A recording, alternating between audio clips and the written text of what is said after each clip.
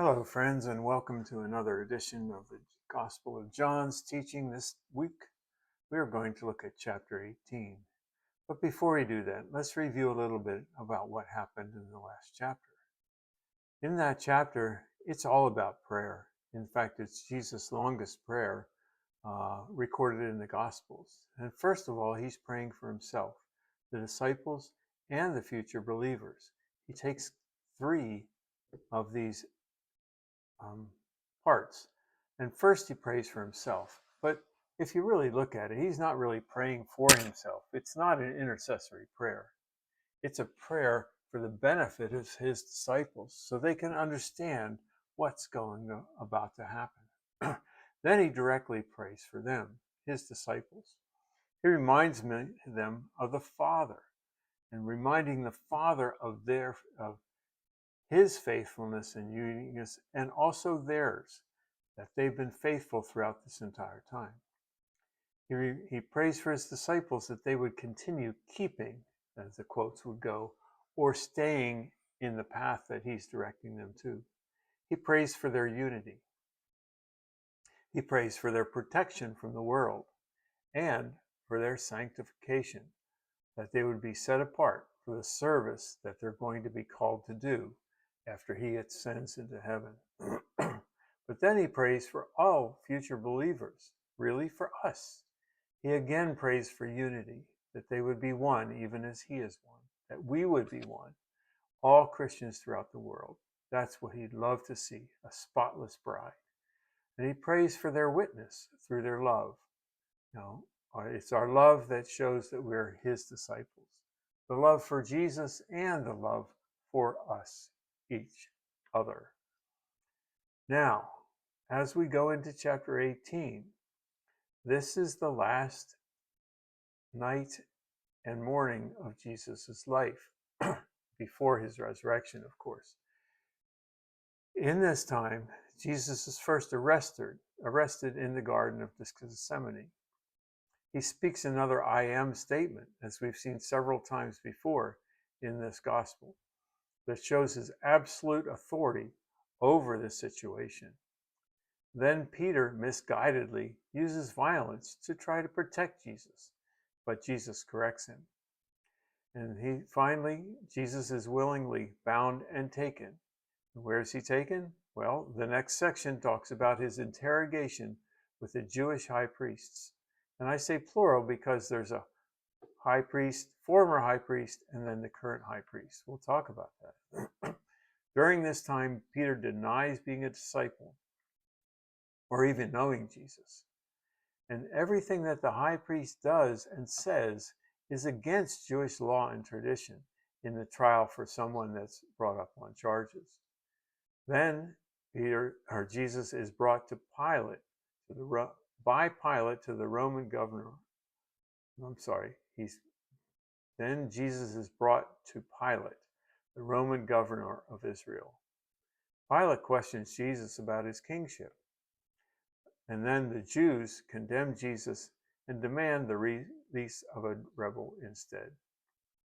So let's look in detail at this chapter. We start with verses 1 and 2, where he moves to the garden.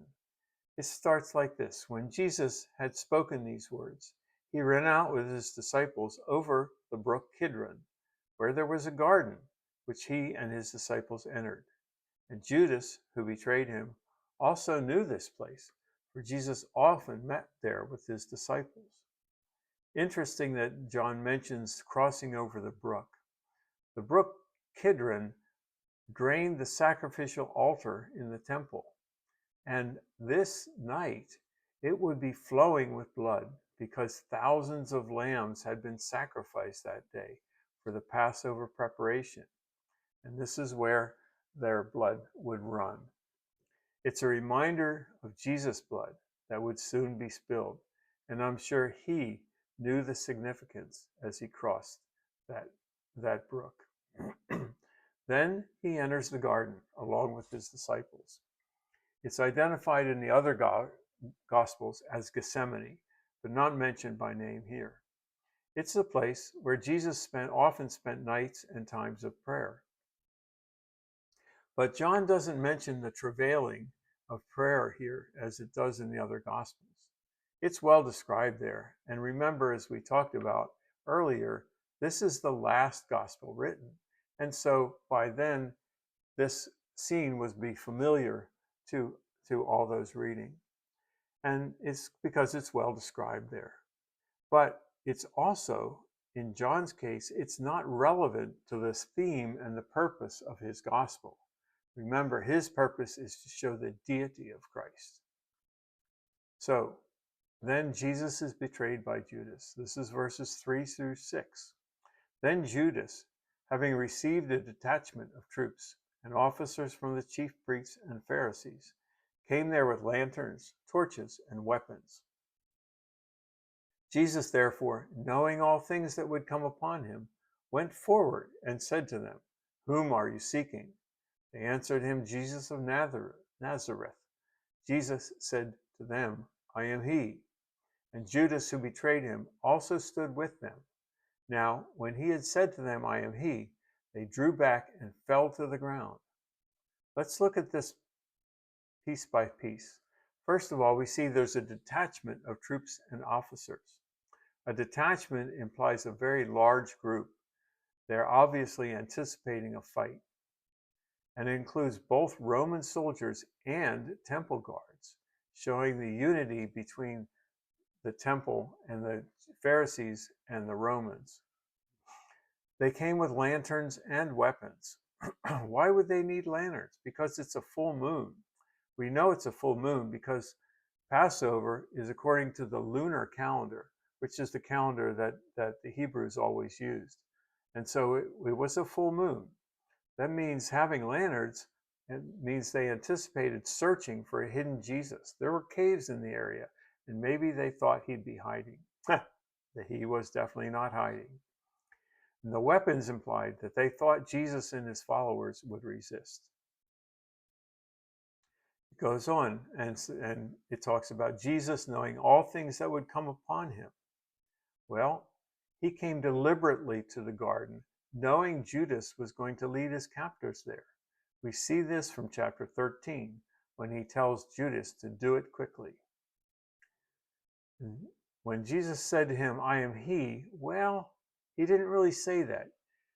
He said, "I am," and they drew back and fell to the ground. The Greek does not include the word he. This is another "I am" statement that we've seen several times before in John's gospel. The bold declaration of his equivalence to God was spoken with power, and these words were enough to knock the soldiers to the ground. Even with their large numbers and weapons, they were powerless to take Jesus by force. Just his word was enough to completely render them powerless to arrest him without his agreement. It goes on in verses 7 through 9 to say, "Then he asked them again, 'Whom are you seeking?' And they said, 'Jesus of Nazareth.' Jesus answered, instead of just the 'I am,' he says, 'I have told you that I am he. Therefore, if you seek me, let these go their way.'" And it goes on and explains that was the saying, that the saying might be fulfilled in which he spoke, "Of these whom you gave me, I lost none." That was part of his prayer in the previous chapter. Jesus protects his disciples. They're not necessary for his atoning sacrifice, which is imminent. So he wants them to go free. But as we look at the Greek again, he's not asking here. "Let these go" is in the imperative, indicating a command to be followed without question. Again, using his authority, he tells the Romans and the Jewish temple guards that they have no rights to arrest the others. Verses 10 through 11 goes on. "Then Simon Peter, having a sword, drew it and struck the high priest's servant and cut off his right ear. The servant's name was Malchus. So Jesus said to Peter, 'Put your sword into the sheath. Shall I not drink of the cup which my Father has given me?'" Peter is trying to protect Jesus. just as he spoke earlier against Jesus' need to be put to death. We read that in Mark, the Gospel of Mark chapter 8, verse 32. Even after all the teachings and warnings, the disciples still did not understand Jesus' destiny was the cross. Other Gospels report that Jesus healed Malchus's ear after Peter had cut it off. Then Jesus is taken before the high priest. Verse 12 and 13. Then the detachment of troops, the captain and the officers of the Jews, arrested Jesus and bound him. He went willingly, but they still bound him, even though those bindings would never hold him if he chose not. And then they led him away to Annas first, for he was the father-in-law of Caiaphas, who was high priest this year. A little bit confusing here because you've got a high priest and an ex-high priest. Annas was high priest for 10 years. Then he passed the title to his sons. From then to his son-in-law Caiaphas. It's probably because Annas was the true source of power among the temple guard and among the Pharisees. We see here Peter's first denial of knowing Jesus, as predicted by Jesus in chapter 13 and denied by Peter. So here Annas begins to question Jesus. But questioning is not how trials are done. Questioning is contrary to the Jewish law regarding court procedure, both in what is said and when it is said, because only when charged by and when given witness by two or more people of testimony of what's done wrong, that's what's meant to happen in Jewish courts. The accused is never called to testify. But Jesus was asked directly what was going on. And it's also only to be done in daylight. This was the middle of the night. And it's never to be held on Sabbath or during the evening of feasts, as it was at this time. So then, after questioning, which revealed no answer, Annas sends him on to Caiaphas. And while Jesus is with Caiaphas, Peter's second and third denials are recorded. So Jesus then appears to Pilate. We skip forward to verses 28 through 32. Pilate then went out to them and said, "What accusation do you bring against this man?" They answered and said to him, "If he were not an evildoer, we would not have delivered him unto you." Then Pilate said to them, "You take him and judge him according to your law." Therefore the Jews said to Pilate, "It is not lawful for us to put anyone to death." That saying of Jesus might be fulfilled in which he spoke, signifying by what death he would die. Well, let's look at this closely. First of all, the accusers never answered Pilate's question, which was, "What accusation do you bring against this man?" They never said it. They did not want Pilate to judge Jesus. They only wanted Pilate to sentence him and carry out the sentence of death. But then they replied instead, "It is not lawful for us to put anyone to death." Why would they say that? It's not really the truth. Stoning for adultery and blasphemy was not strictly allowed, but seldom punished. But stoning had been tried unsuccessfully against Jesus in the past. He just disappeared from their midst when they picked up stones to throw at him several times. The Romans, however, instead of stoning, used crucifixion as the preferred method of execution for serious crimes. And then it talks about the sayings of Jesus being fulfilled. And Jesus predicted this form of death 3 times in the Gospel of John. First, in John 3:14, he says, "As Moses lifted up the servant in the wilderness, so even must the Son of Man be lifted up." Again, in John 8:28, Jesus said, "When you lift up the Son of Man, then you will know that I am he." And again in John 12:32, and I, if I am lifted up from the earth, will draw all men to myself. 3 times Jesus predicted. How did he know? Of course, because he had that supernatural wisdom from God, but also death by crucifixion fulfilled several Old Testament prophecies. Here's 4 of them. Isaiah 53, verse 5. He was pierced for our transgressions. A Roman soldier would pierce Jesus' side with a spear to make sure he was dead in just a few hours.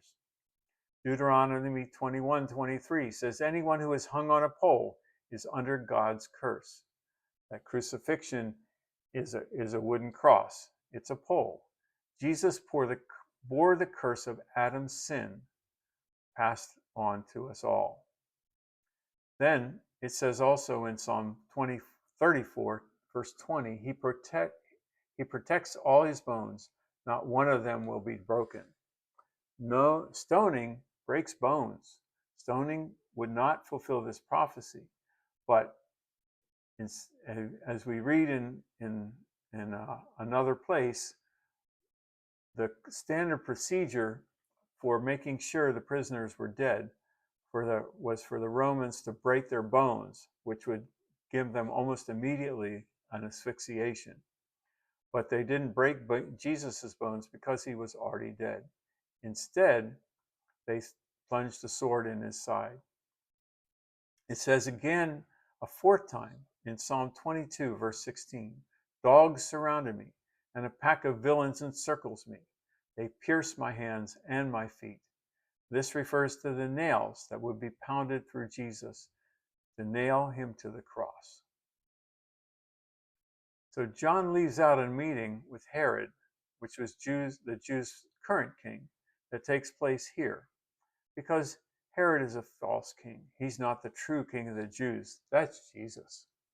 Then it goes on in verses 33 and 34. Then Pilate entered the praetorium again, called Jesus, and said to him, are you the king of the Jews? And Jesus answered him, are you speaking for yourself about this, or did others tell you this concerning me? Well, are you the king of the Jews?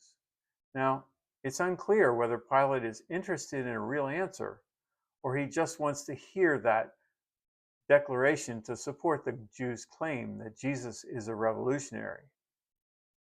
But Jesus asked for clarification. And as Jesus asked, did others tell you concerning me? Pilate answers in verses 35 and 36. Am I a Jew? Your own nation and the chief priests have delivered you to me. What have you done? Jesus answered, my kingdom is not of this world. If my kingdom were of this world, my servants would fight, so that I should not be delivered to the Jews. But now my kingdom is not from here. Jesus shows by these words that he is not a threat to Rome. But his kingdom is not now. It will manifest upon his death and resurrection. So Pilate goes on in verses 34 and 37 in this first part of verse 38. Pilate therefore said to him, are you a king then? Jesus then answered, you say rightly that I am a king. For this cause I was born, and for this cause I have come into the world, that I should bear witness to the truth. Everyone who is of the truth hears my voice. Pilate said to him, what is truth? And when he had said this, he went out again to the Jews and said to them, I find no fault in him at all. Let's look at this verse. For this cause I was born, Jesus says. He answered that he was a king from birth. For this cause I came into the world. Interesting choice of words. Jesus declares that he was pre-existent before he was born. As we all know, he was pre-existent before even the earth was formed. And then he says, everyone who is of the truth hears my voice. There is only one truth, not multiple truths based on individual preferences or beliefs. If it's the truth, it's the truth. There's no second or third or fourth or my truth or your truth. The truth is truth. Pilate doesn't know this because he says to him, What is truth? Because without belief, there is no foundation in truth. Then the chapter ends with the Jews choosing Barabbas over Jesus. This is the second half of verse 38 through verse 40. After saying this, he came out again to the Jews and said to them, I find no grounds at all for charges in this case. However, you have a custom that I release one prisoner for you at the Passover. Therefore, do you wish that I release for you the King of the Jews? So they shouted again, saying, Not this man, but Barabbas. Now Barabbas was a rebel. So Pilate knows that Jesus is innocent of the charges against him. We know from Mark's gospel that the people were stirred up by religious leaders to demand Barabbas' release instead of Jesus. And thus ends the chapter. So in this chapter, just to summarize for you, Jesus is arrested in the garden. He uses another I am statement to show his absolute authority over the situation. The Romans can't arrest him without his permission. And then Peter misguidedly uses violence to try to protect Jesus, but Jesus corrects him. Jesus is bound and taken away willingly. He's interrogated by the Jewish high priests. Peter denies being a disciple or even knowing Jesus. And everything the high priest does and says is against Jewish law and tradition. After that, Jesus is brought to Pilate, the Roman governor of Israel. Pilate questions Jesus about his kingship, and the Jews condemn Jesus and demand the release of a rebel instead.